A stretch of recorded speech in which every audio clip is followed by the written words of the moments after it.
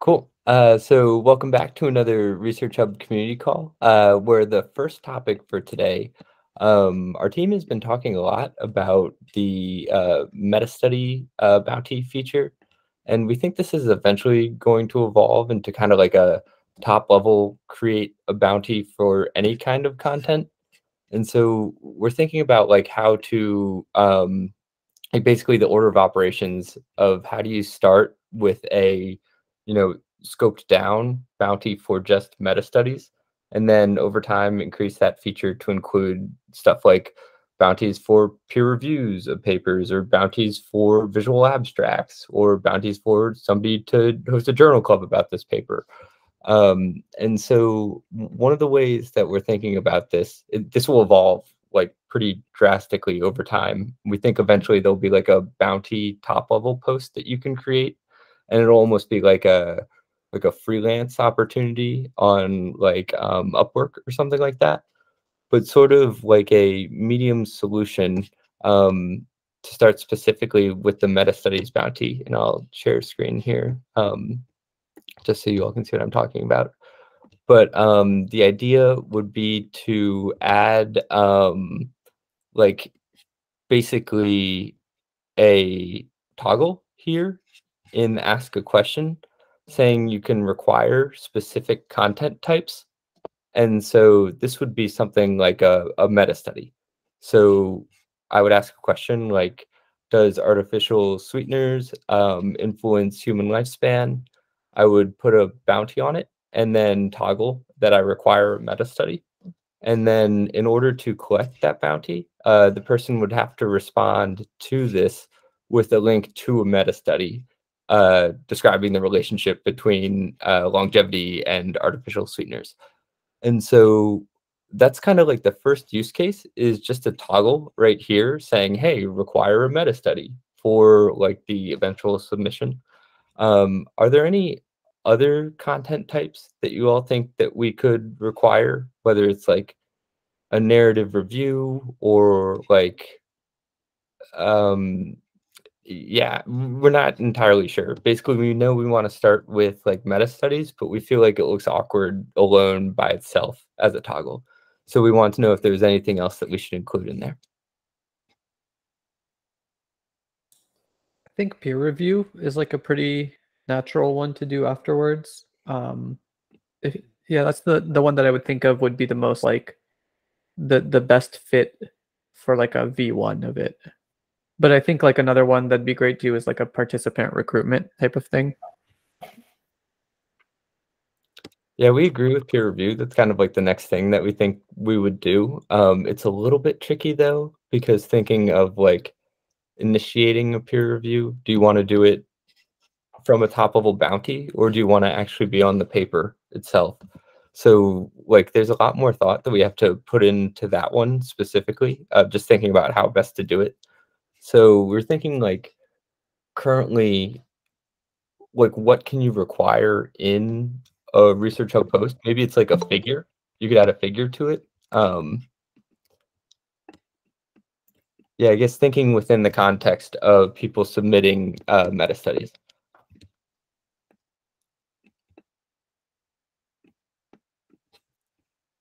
Sorry, if someone messaged, I can't see because I'm sharing screen. I think Cole's got his hand up. Yeah. What happens if you just put it as a toggle, like require file type or media as a broad catch-all, or require ELN link if you want to do a meta study on ResearchHub? That way it's not, you don't get into too narrow fields, and it's broad enough that it can encompass multiple things. Media is a great one. I like that a lot.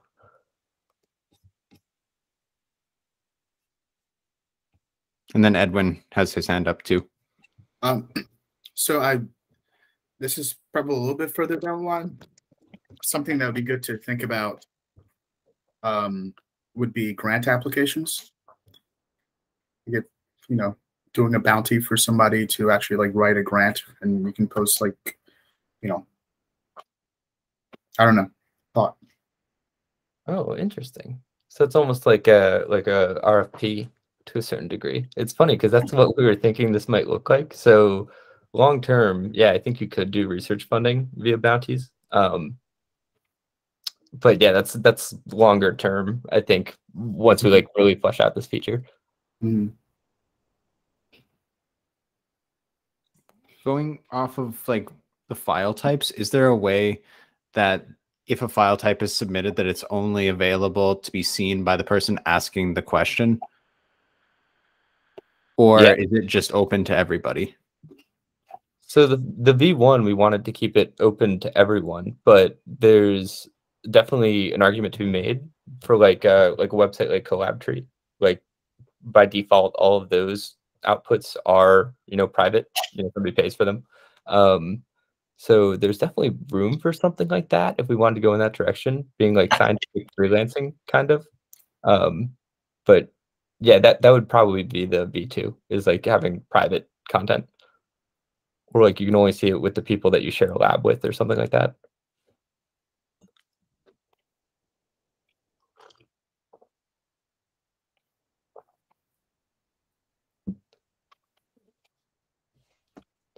I like media is a great suggestion though. That's a pretty good one. Good. Nathan?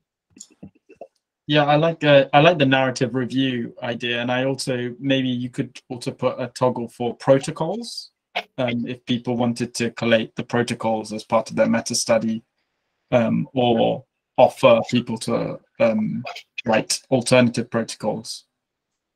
Oh, that's great. That's another great idea, because kind of like Jeff's post, like trying to optimize his own work, like actual, yeah, like scientific feedback. That's a good one.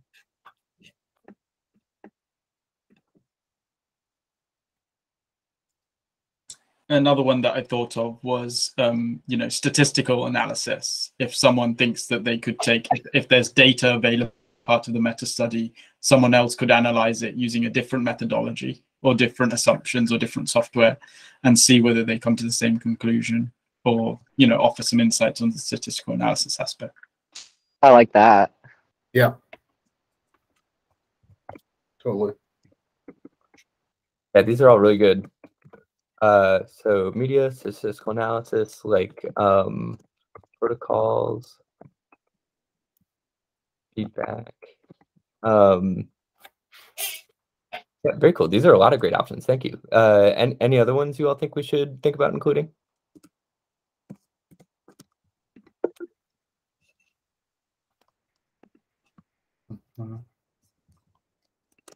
Malik?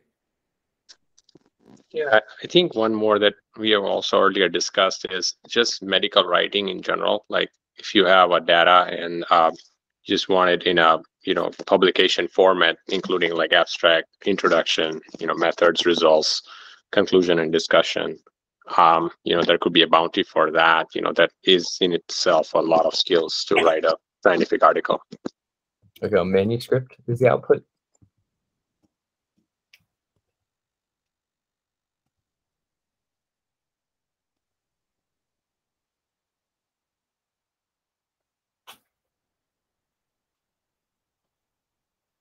Cool. Yeah, no, that's another great suggestion. Any other ideas? This is pretty good. This is going to make the toggle for meta studies look a lot less lonely. Another one would be kind of encompassing the idea of patient or public involvement. So if it's a medical or biotech study, you could have, a toggle for patients' views, and it could just be inviting, non-scientists or patients to give their perspective on the condition, regardless of what level of study it is, whether it's pre-phase 1 or phase 3. And then if it's a non-medical paper, something like a technology of some sort, or basic science, let's say physics or something like that, just real world user perspectives, just gathering intelligence rather than real scientific input. Yeah, that's a great idea.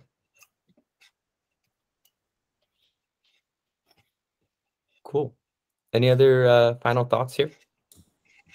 I'm not sure if this falls into like the manuscript bucket that Malik suggested, but I think like grammar and like manuscript editing. So maybe they don't need a whole manuscript, but they just need their manuscript screened for language and grammar. I think there's a lot of like organizations within universities that offer that service. But I think if you're not part of a university, or maybe some hospitals don't have that, could be helpful for that group of people. Yeah, that's a great point. That's like JCR does that, right? Yeah, I don't know if they actually do that. I know they get my older brother to help them with their English, so I don't know if they do it as a service, but my brother does. I've seen a couple of consultancies that do stuff like that too, so I'm sure there's need for it. Yep.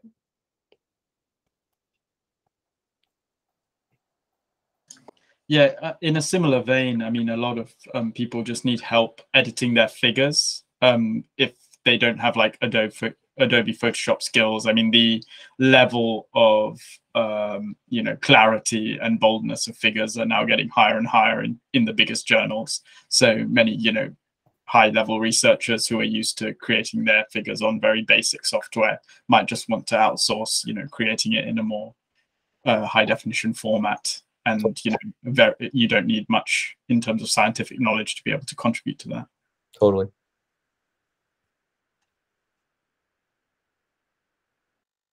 So these are all very helpful. Thank you.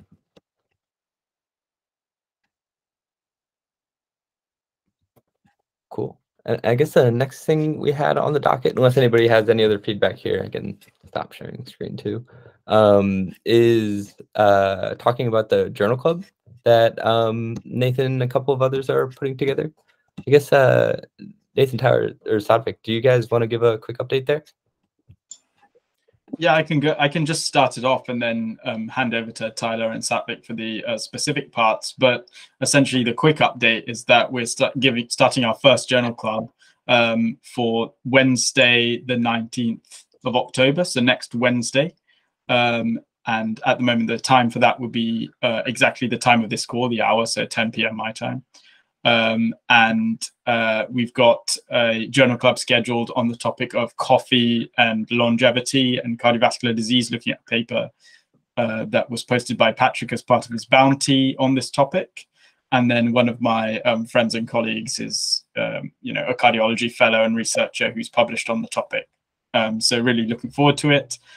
Tyler is leading on sort of setting up the logistics of this call, and Satvik is leading. Satvik, with the help of Edwin as well, is leading on the marketing surrounding it. So I'll hand over to them to decide about how we could utilize as much of the community who'd like to get involved in it as possible. So we're doing the Zoom as the format because we don't think we're going to get somewhere over like 50 to 100 people, but we will have moderators present in case we have to mute people or kick them. So I think the biggest thing we could probably use help with is just spreading the word, whether you have friends that do it, group messages of undergrads or grad students, just kind of getting it out there. And Satvik could talk a little bit more about how he's specifically approaching it, but there's a lot of venues that we're going to try and go down. So maybe Satvik, you can give an overview. Yeah, so we just discussed this. Some of the venues that we're going to use have been used in previous AMAs as well. So Facebook posts and then cold reach outs to groups of undergrads or grad students who might be interested in this. Then we're also going to try out Twitter threads related to the premise of the paper, right? And then convert those into LinkedIn posts and try to get people to sign up for the email list of that event using those posts, right? And then we're also thinking of a referral program wherein if you've signed up to be a part of the journal club, you can also earn a bit of RSC if you bring over some friends of yours. So that's pretty much all we have right now. And it's if anyone has any ideas on how we can sort of promote it, that would be really appreciated. So especially since we have 8 days left before the event, right? Yeah, so that's about it. And then once the call has been done and recorded, it would be converted. It would be edited into a relatively shorter version, which would be the entire conversation, and then that conversation would then be further cut up into shorter chunks of maybe each question, right? And then those would also be posted on our socials. So that's what we have so far. Just to plug it in, Ricardo actually just spun up a ResearchHub Foundation Twitter. I'll put it in the chat here. That's going to be like kind of our community-led Twitter. So I think we're going to start making like a big push for all the ResearchHub Foundation socials. So Savik, if you did want to host like Twitter Spaces or something, that'd probably be a good venue to do it. Got it. Thanks. That's amazing, Jeffrey. Do you think we can start to post the next journal clubs editions on dwork, even if the speaker is already scheduled? I mean, just for another advertising channel. So this would be to try to like recruit more speakers by giving them a bounty on dwork, or like to pay like contributors for it, or? I mean, many people are interested in the community bonding. And I discovered a lot of DAOs on dwork just by scrolling down. And I think, yeah. So, and for example, I mean, of course, the RSC bounty is interesting also for ResearchHub. But if something, I mean, I don't think there will be someone to come and say, how many dollars are you offering? Yeah. Yeah, we definitely talked about this as well, Joanna. So in addition, I think it's a fantastic idea to post some bounties on dwork so that we get some exposure on there from people who are browsing through the different DAOs and want to see how they can help. And we were also going to create a bespoke CRM for the journal club activities that would be an open link for people who are willing, from our community who want to get involved, such that it's very, very easy access for anyone who can see what projects we're working on, what topics are trending on ResearchHub, and how we could take those topics and turn them into a journal club in the near future. So we were actually just discussing that about an hour ago, and hopefully we'll be able to launch that very soon. Nice.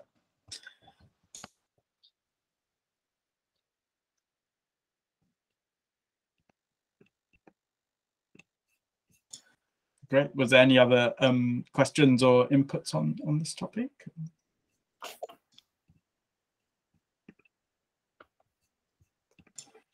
Thank you guys for organizing it. I mean, I think it's like super cool that we're getting some stuff off the ground, and even making it like easy to repeat for others. Getting some documents in place to help others replicate is very, very cool.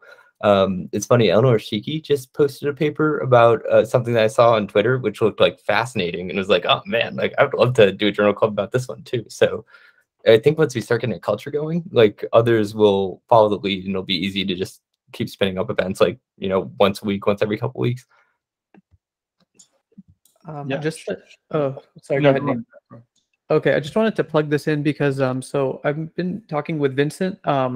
We're like both pretty open to like partnerships between ResearchHub and VitaDAO. So we have an actual Excel sheet going right now that has like a few ideas listed off.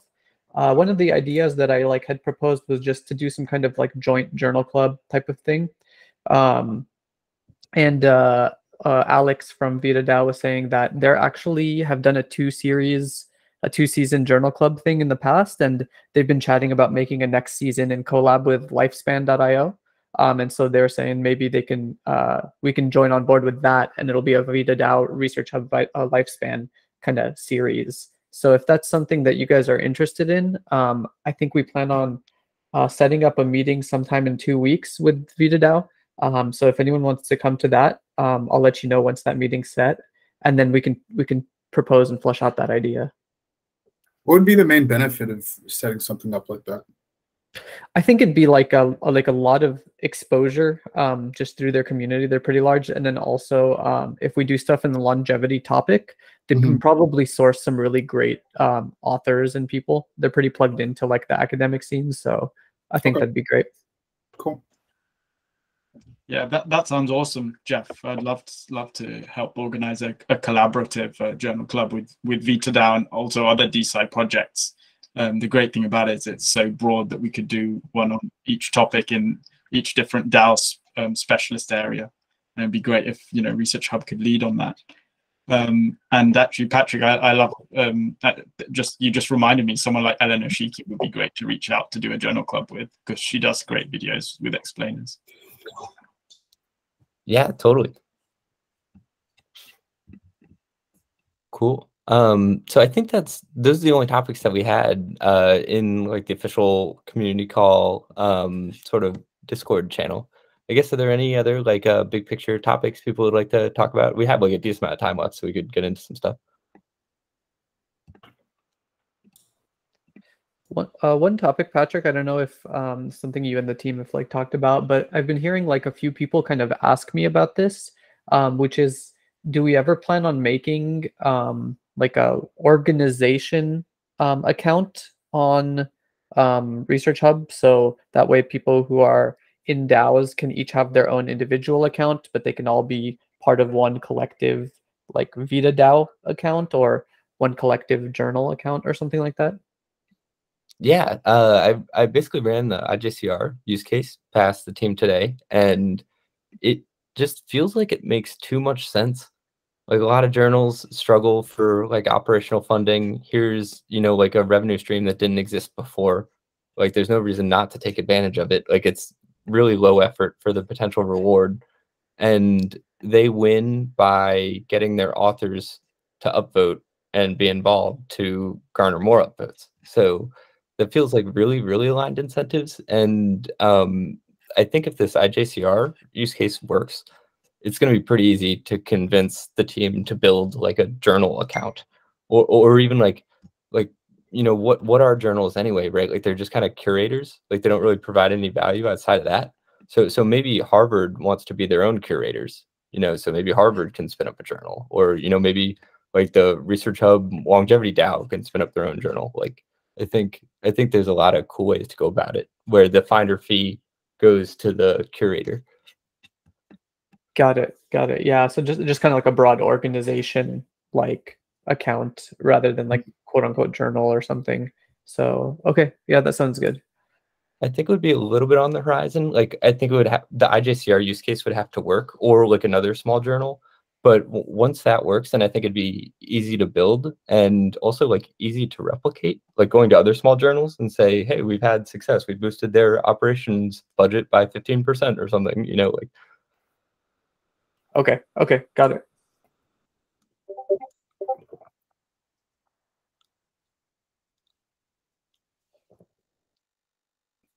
Cool. Yeah. Any other thoughts? This IJCR relationship in general, I think I'm pretty excited for. Like, it seems like we're gonna get a lot of high quality users who are in science for the right reasons, and yeah, create something that, like, for some reason to me, it almost seems like B2B is a nice little trick here, where scientists will do whatever it takes to get published, and if we can make journals tell them to go to ResearchHub, like, it's a nice little top-down way to get people to do stuff.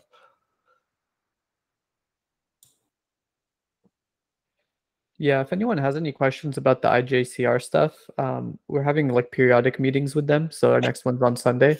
So if you guys have any like suggestions or recommendations you'd like to see out of that, just let me know. Yeah, everything will go through like a formal governance proposal before we actually do any form of partnership. So you'll be able to see all the details when it comes to that. So I think we can spin up maybe a thread in the general chat where we can chat about IJCR if people are interested. I mean, if we get some interest from some people, we can just like spin up a thread where we can talk about it. And talking about governance, this has been brought up to me. So maybe given that we have some time today, I can just give a quick refreshment on how to vote on Snapshot. we didn't have a lot of votes last time for RIP6.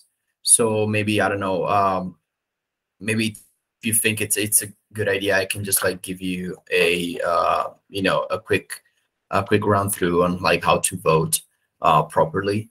If you think it's it's valuable, it's something that you guys want to know. I think it'd be helpful. Awesome. Okay. So first of all, this is our page on Snapshot. This is where you'll find all our proposals. So sorry, are you sharing right now? Sorry, let me share screen. Thanks. Cool, I can see it. Okay, awesome. So what you'll see is so if you don't have your wallet connected on here, you'll have something like connect your wallet, and then you just have to click. It will prompt you to MetaMask, and you open it, and it basically connects you. So you're in. So this I put in the chat. This is our page. So if you haven't joined, we have 30 members. So little less than what we have as editors. So I guess this is definitely like a refreshment is definitely useful because we don't have even like all of the editors in here. So make sure you join the organization so that whenever something new pops up, you can see it on here. So you have this lateral bar where you can see if you have notifications, there's something maybe open where you have to vote. And you can also like turn on notifications. But we'll make sure to remind you every time on the Discord. But yeah, so you can as you can see by scrolling, you have all the history of all the proposals: RIP1, RIP2, 3, 4, 5, 6, all the different proposals that passed. So what you have to do with a new proposal, you get inside. Okay, you can read a short summary. You can see there are a couple information, but you can see the results in real time of the people that voted. Okay, and if you go again, detailed explanation of what's in the proposal, and if you go down here, oh damn, okay, it doesn't show. But basically, what do you see here? Let me see if there's anything open. Yeah, so see, you can basically cast your vote. And in this case, there's only two options, like approve or deny, where you can vote. But in some cases, like for example, in our proposals, we had, most of the time for, against, and abstain. So you just have to click. Again, you go in here. Instead of the recap of the votes, you will get a window saying, cast your vote for, against, and abstain. You have to click on the option that you wanna go for, and you will be prompted once again to your MetaMask because you need to confirm that through your wallet. And you just give a quick confirmation. If it's an hardware wallet, make sure you check your hardware wallet, and that's it. You have casted your vote, and you will basically that will update as soon as you finish the voting, and it will see your you'll see your vote here. And yeah, that's it. Just remember that the snapshot takes into account, like once the proposal goes live, snapshot takes a picture of your RSC holding.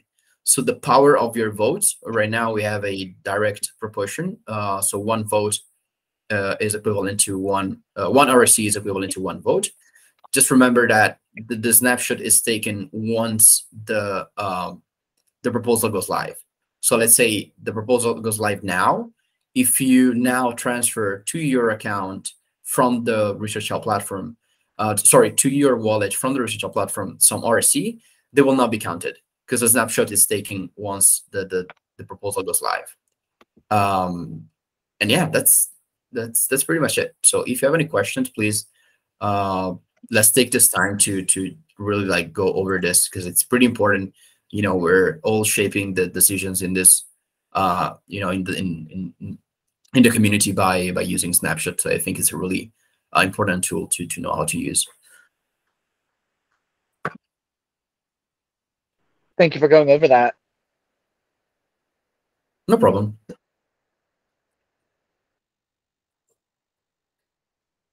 Okay, so if no one else has any other question, I'll just stop sharing. But yeah, I just wanted to go over this. I guess like how are ways that we can try and increase voting participation? Because I do think that's like a good look in general, just to have as many people as possible participating in the snapshot votes. Yeah, that's a problem the entire crypto industry is trying to solve, right?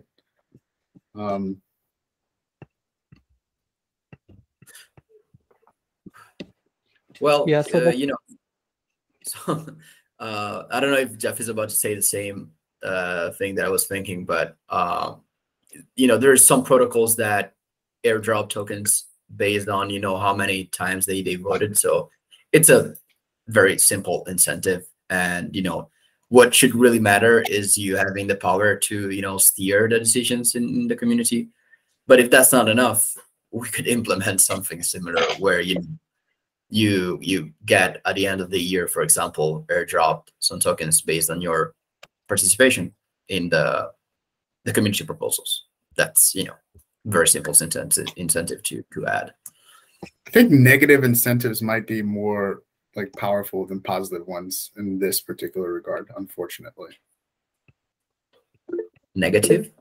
Like you lose Like something. take away money from people. So I don't know. Like I'm thinking you lose something that you value if you don't participate. It's probably going to be more, especially if you're already getting a bunch of RSC. I mean, maybe you can get a Pope, you know, but you get some NFT whose value is, you know, indefinitely in the future. Maybe you care about it, you know, for the first couple of times, but then eventually people lose interest also because the reward isn't immediate.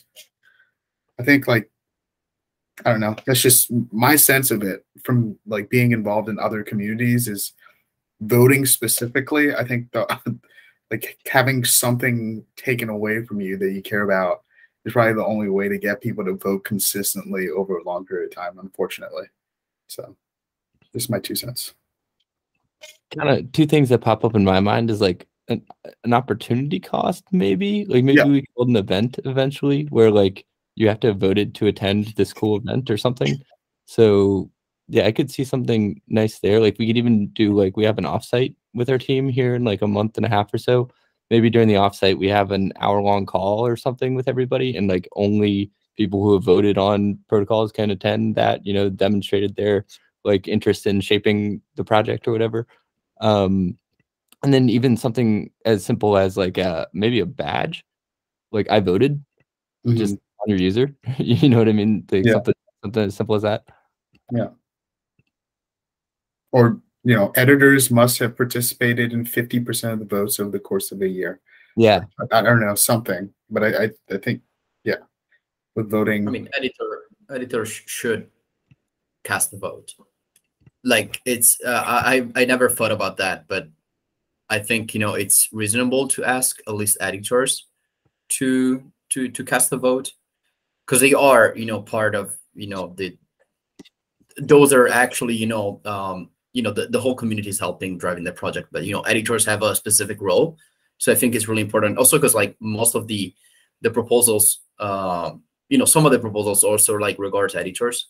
So I think it's something that we should require at least 2 editors. And again, there's like 30 members on Snapshot, so I'm sure some of the editors are not on there. I think an NFT drop on if you did more than X amount of proposals will be an easy way to verify something like that. That's true. And then on our front end, we can have it where if once we connect ETH wallets to RH, we'd be able to easily plug in a badge and make sure that it's actually verified by the NFT existence.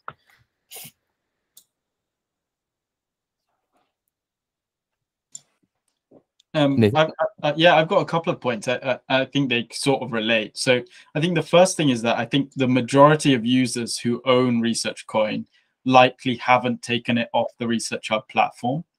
And so I wonder whether if you want the most participation among ResearchCoin holders, there needs to be some link to the platform in some way, whether it's a link on a sidebar on the site, or whether there's just some way of connecting to them, and maybe, I don't know. My prediction is that most people won't take their research coin off the platform unless they really wanted to liquidate it in some way. They wouldn't want to hold it on MetaMask unless they were quite familiar with Web3.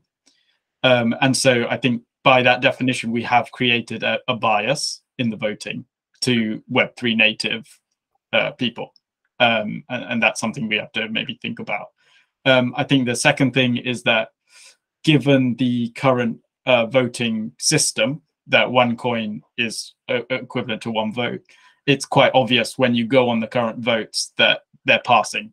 So if the big coin holders have voted for it, it's really only the impetus to show that there's more people who have voted for the proposal that would incentivize someone to vote. Because in reality, they don't have a big influence unless you're, got hundreds of thousands of research coin. You aren't really, in effect, swaying the decision in any way. So I guess these are our two challenges. One, that the majority of coin holders will stay on the platform and will keep their research coin on the platform unless they need to take it off.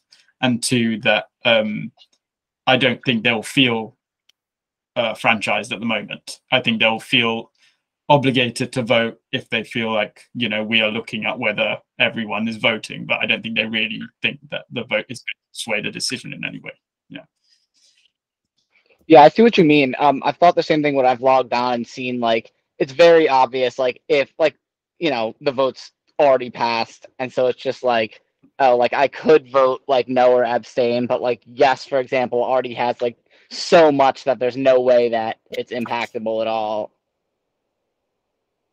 I would like to add to what Nathan and Lynn mentioned. So there was one time I was able to vote, but then, that time I felt the same, that there were like millions of votes for one thing, and I didn't even have as many RSC at that time. And I felt like, even though the voting should not be that, like, you should not take voting as that way, but you just can see that the result is already decided as to what, like, my few thousand RSC is going to do to this is kind of something that, or is there a way to turn off that the person who is voting cannot see, like, how many million, RSCs already contributed to this. That's one. And second, Ricardo, thanks for going over this. Like, one time that I was able to vote, everything went well. Couple times like, maybe I'm one of the boomers in the group, but like, I could not for the life of me find and connect that mask. And that same thing happened for Bounty, and Jeffrey was nice enough to help me out that time to find which wallet my Bounty, like, RSC went to. So I think maybe like a video or something about this with like the steps on the RH website, like just for people who are not Web3 native, like it would really help. Yeah. Yeah, thanks for that, Malik. I made a little like mirror post with like kind of walkthrough about this, but I think it got lost back in the Slack channel. So maybe I can try to like bring that back, and we can for sure put it on the community website once that gets going. I think that will be a lot of help. And I think, yeah, I hear you guys on the voting. And I think quadratic voting probably makes a lot of sense here. I know even the people, when we were talking to IJCR, brought this up, and Patrick actually mentioned like using quadratic voting going forward. So it would just be kind of the square root of the number of RSC you have is the amount of votes. So that way people who have like hundreds of thousands, their vote gets nerfed quite a bit compared to people who have smaller amounts.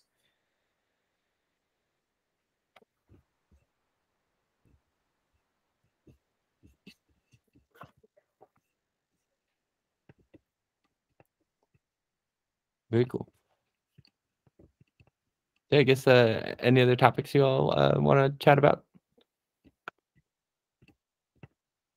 I guess one thing I should quickly mention is I met with a developer from Protocol Labs. His name is Wes Floyd, and he's developing a platform on top of IPS and Filecoin. It's called Bacalhau, and I'll put it in the chat here. It's kind of a weird word. But essentially what it is, it's a compute platform that's built on top of Filecoin and IPFS. So he wanted to talk to us about potentially using this in the future to do some really cool stuff with ResearchHub. So if you launch papers on ResearchHub also on IPS Filecoin, you can then attach like the data from the paper. So if you have a reproducibility data set, and then with the Bacalhau platform, what you could do is, for example, if you're a code developer and you're publishing a paper on some open source software, you could run that software directly on top of IPFS with the data you've attached to your paper object. And then you can have this like quantifiable reproducibility result where you could say, you know, if you download this Docker package, we've shown that even on IPFS, it will work given these exact conditions and data set. So it's kind of like a reproducibility stamp. Yeah, I think it's an interesting idea. I feel like it's maybe a little bit ahead of where we currently are. So like, yeah, I guess like my thoughts here, and this is coming from someone who's not technical whatsoever, and like please someone correct me if I'm wrong here, but like I guess like who pays for the compute? Like how does that work? Do you know? That wasn't clear to me either, because there is some cost associated with, you know, storing your data on IPFS file storage. So I did tell the developer, Wes, that we are like a little bit away from this, but he's in contact with Kobe. So maybe the next time we talk to Kobe, we can get a better update. Yeah. Yeah, I think it's a cool idea. I think I think we'll get there eventually, but right now it feels a little bit like we'd have to build basically the ability to add code, you know, to even use this feature. And then like our gut feeling when we talked about it internally, and this could be totally wrong, so would like to know if we're wrong here, but that like decentralized compute is like a cool idea, but it feels more complicated than what currently exists. And so like we could just plug into like a standard cloud server and it would probably be cheaper, unless Protocol Labs probably, you know, they probably would cover some of the costs as part of the partnership to get us started. But yeah, these are all ignorant opinions because I haven't talked to the person, but that's sort of like our gut feeling from the peripheral interaction so far. I think it's a valid point. I'd be curious to hear what he had to say about it. I think the main purpose of him reaching out was that they're building this project and they're trying to find use cases for it. So he just wanted to approach ResearchHub and say, hey, that if you think you want to do this, we would help you do it. But I think it totally makes sense what you said. I guess, what do you all think? Is that like something that's like totally cool to you? Like if ResearchHub had decentralized compute, like is that like a game changer? I think it's just that. I think it's kind of cool, but I don't think it like pushes forward like kind of anything for ResearchHub at current time. And I think there need to be a lot more other integrations that go in tandem with that. So I don't feel like it'd be super helpful now, but it'd be a cool thing at some point. Yeah, I agree. I think down the line, it may be cool to have, but really the best thing I can think of about it is just having a reproducibility badge. And I don't think that like increases our market value to like new people at all. So really it's, I think, just a later step. Yeah, totally. We've thought a little bit about doing something like Google Colab kind of, and like having some business model around that.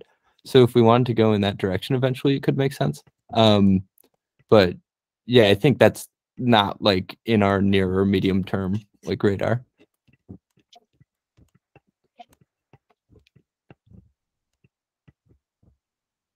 Filecoin's doing a lot of cool things though. I think they have like a bunch of projects they're starting now, which are like kind of like scientifically oriented.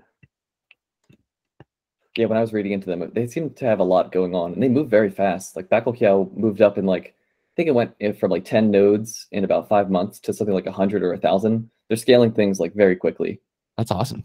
Yeah. It is funny though. It's like we got to work on our names in crypto. Like I can't even pronounce that. Like yeah, I looked it up probably 5 times before we called just to make sure I got it correctly. Yeah.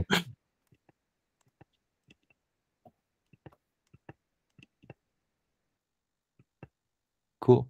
Yeah, so I guess like any other topics y'all want to chat about the last 15 minutes here?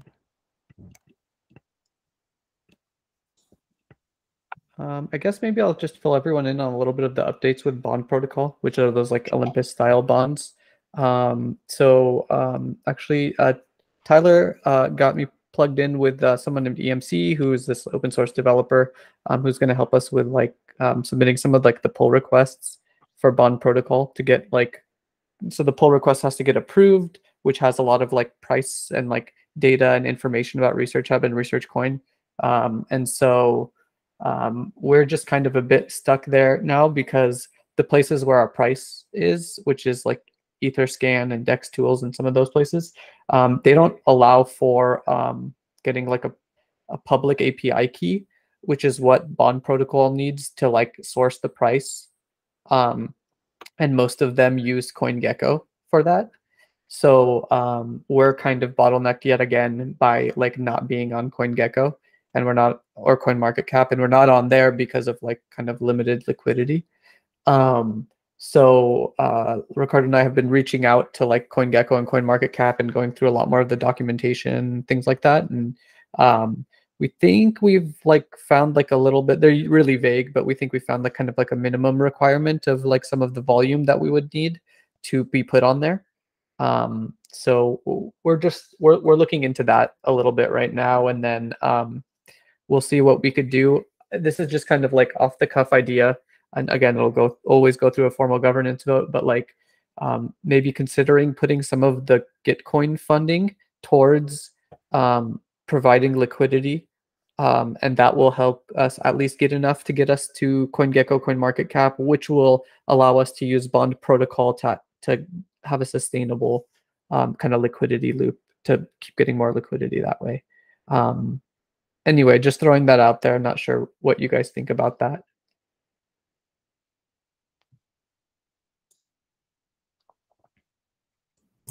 How else was the liquid? Sorry. Go ahead. Go ahead. How else was the liquidity being generated before? Me. I was providing all the liquidity myself, but I've also got a wedding to pay for, so I have to use some of it for that. But I've left like a few $1,000 in there, so I'm not sure exactly the minimum liquidity that they would like us to have in there. So like, do they want us to have 10 grand? Do they want us to have 15 grand, 20 grand? But it seems like the minimum requirement for at least volume that's trading per day is anything above 3 digits. So it's somewhere in the 4-digit thousands. And to be able to do that, we probably need to have more than that of liquidity in the pool. In regards to that, ResearchHub has a yearly budget, right? The Inc. or the foundation? Both? Like, is there a budget of some kind for ResearchHub where not all of the budget is being used, that the leftover for the year can be diverted into liquidity? Because I think that if you have a budget, you should be using all of it, not carrying it over. Yeah, so the ResearchHub like kind of community fund, which is like the ResearchHub Foundation, which is what we're going to be going forward with. We don't have like a budget outside of like ResearchCoin, which is why we did the Gitcoin grant to try to get stuff that's not ResearchCoin. And then I think ResearchHub Inc. has a budget, but I think it's a little tough in the US for like things like posting liquidity and things like that, for like legal gray areas and stuff. We can, Cole, if you'd want to go into more details, we can turn off the recording and kind of like talk about it a little bit. Yep, for sure. It's not it's mainly just throwing out ideas. Yeah, that was like one of the big pluses of the Gitcoin grant actually was like we start getting some tokens in there that were like not ResearchCoin. And so yeah, so we used to pay for like contributors for different things for like all the events. But if the community feels like what trumps that is making sure that there's like some decent chunk of liquidity in the pool, then if the community agrees, we can put it towards that.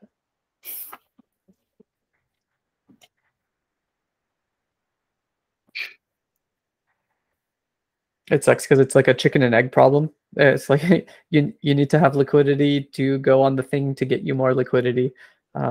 So yeah, we're just a little stuck there, but we're pushing forward. We're also like very grateful to everyone here being patient, because I think like a lot of projects take on a lot more risk than we're willing to. And so we're doing like everything by the book. And in theory, long term, that will be a very, very good decision. just for our project being able to survive forever. So yeah, it's frustrating, and I think most other projects kind of toe the line a lot more than we're willing to. So I appreciate everybody being, tolerant of our conservative kind of stance towards this. Yeah, I think we're all in here for like the long-term success of the project. So I think we all understand. It's also clear that it's really important, given who the people behind this project are, that, to be very careful. Mm-hmm. So it's always good to play by the rules. True. It would be nice to know what the rules are, of course. It's always good to play by what your lawyers tell you the rules are.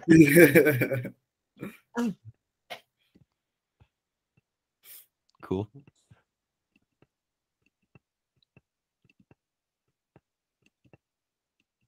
Yeah, I guess one other thing I think we should, and sorry for putting a spotlight on you here, Tyler, but one other thing I think we should try and get going is Tyler mentioned he's given a talk at a conference coming up. I think we should whenever anybody has this kind of thing within the ResearchHub community, we should post it and try and have everybody support them and be there and show up and ask questions and stuff. Just because I don't know, it's cool. I've seen a lot of stuff Tyler has posted on ResearchHub, and I'm fairly interested in it. So I'm actually genuinely excited to see his presentation. And I think probably other people feel similarly. So even in the update, that we send out, the community update, we can say hey, here are speaking things, in the ResearchHub community. So yeah, we can start to generate a little bit of that win-win social networking type stuff, where if you join the community, we help to spread the word about your stuff, it's mutually beneficial. We actually had one there for iRedia, Dr. Odelay. Totally. Yeah. Was that a virtual talk? Because the only thing I was going to bring up is too, a lot of these conferences are moving back to fully in person. Not too many are doing hybrid. So it may be difficult for people to attend, but if there's a way to get recordings, I'm happy to post them in the Discord, or if we could maybe make a page for each of the abstract submissions, I could definitely comment the video below that, and then it could be documented a little better. That would be awesome. Yeah, I'd be happy to try. Yeah, that would be really cool. If it's a pain in the ass, no worries. But I'm giving the presentation anyway, so it shouldn't be too bad. Yeah, and thank you for saying that too. It's nice to hear people are interested. Yeah, for sure. I'm in the neuroscience field, and I don't even know what the heck Tyler does, because it's all neuro imaging, MRI, brain scan stuff. So I'm even super intrigued by it, because I don't know about it. So, and I think we even I think Lynn and Anton had their thesis defenses and things like that. So we could also rally behind some of those thesis defense talks from our community as well. That's a great idea, for sure. Yeah, I'm gonna invite you all. If you have two more years to wait, I'll send an invite link.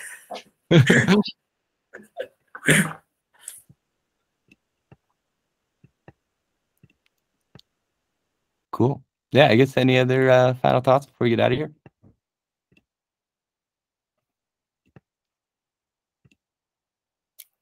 Just hope we don't have World War III, so we can do ResearchHub.